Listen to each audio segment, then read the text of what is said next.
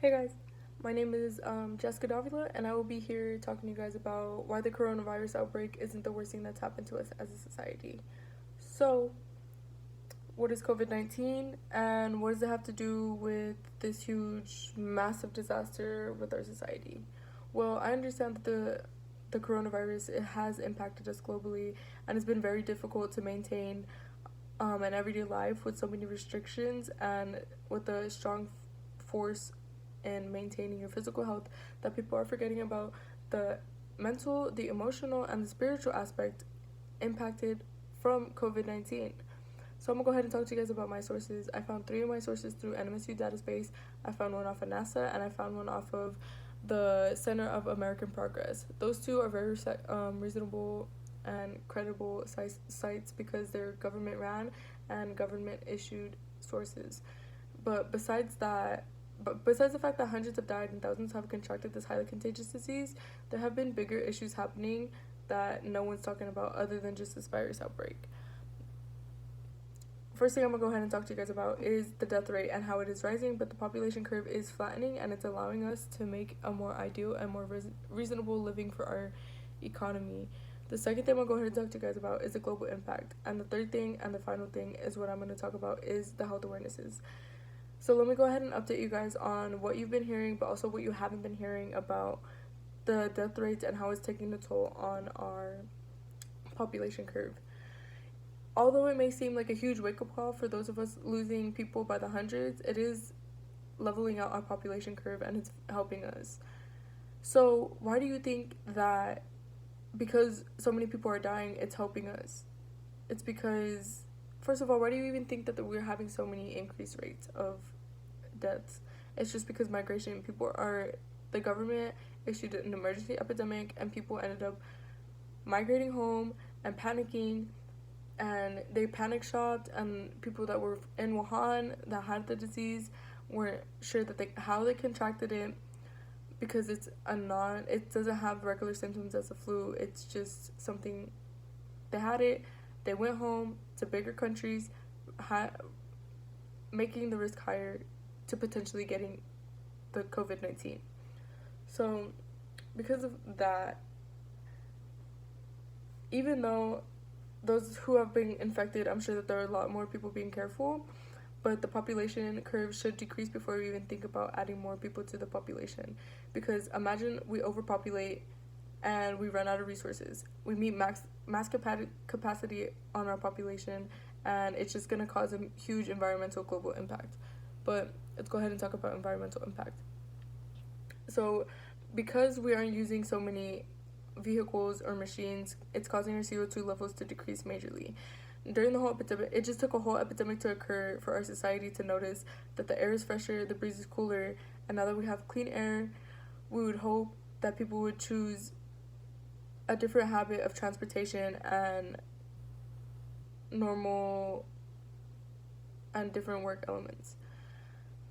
From the article from Coal Carbon Brief, there has been a previous analysis shown that the crisis is temporarily cut from CO2 emissions in China by 25%, and it's been below normal for 2 months just because China went on lockdown.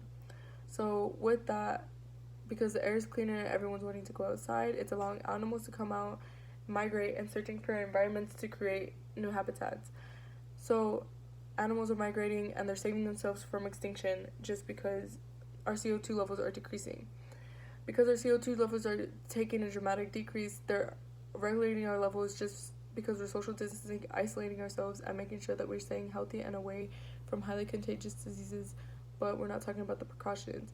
Health precautions that aren't being taken during this epidemic that should be just as important as making individuals make sure that they're in a sanitary environment and that they're social distancing and staying sanitary. It's the impact regards to mental health, enforcing the importance of seeking a therapist or even staying closely virtually in contact with family members and friends. Studies have been done during this epidemic for over 1,000 both male and female participants, and how they're feeling during this epidemic. And I quote, "The majority of the participants, 53%, are not feeling helpless due to this epidemic, but on the other hand, 52.1% are feeling horrified and apprehensive due to this epidemic. If you think that this article is talking about just everyday kids going through this, imagine how essential bosses aren't caring about their mental health and how they're worried about maintaining their families and making sure that they're okay during this epidemic. But to conclude everything that I'm saying, that the coronavirus has not caused as many deaths as other diseases like just plain being ill and the plague. There's so many positive things that have been coming out of COVID-19. That's probably the best thing that's happened to us as a society in years. The epidemic shouldn't be a wake-up call for our society to realize that we have to be cleaner and so much nicer to each other. The first thing that I covered today is the death rates and how it affected COVID-19 and how we should level out the population curve should decrease before we even think about having more populations, and how it's helping animals to come out and helping potentially saving them from extinction. The second thing that I proved to you guys is I covered the importance on the impact occurring during the epidemic is history-breaking CO2 decrease of levels, and animals are able to be comfortable and migrate and repopulate, saving themselves from extinction.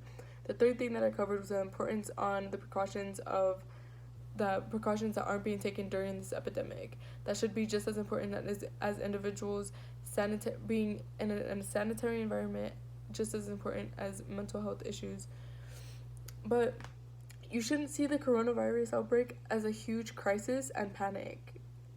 This epidemic should be a blessing, that because we're with our families, the world is healing, and because we're building stronger bonds with our families at home, animals are able to come out and they're just waiting to be discovered.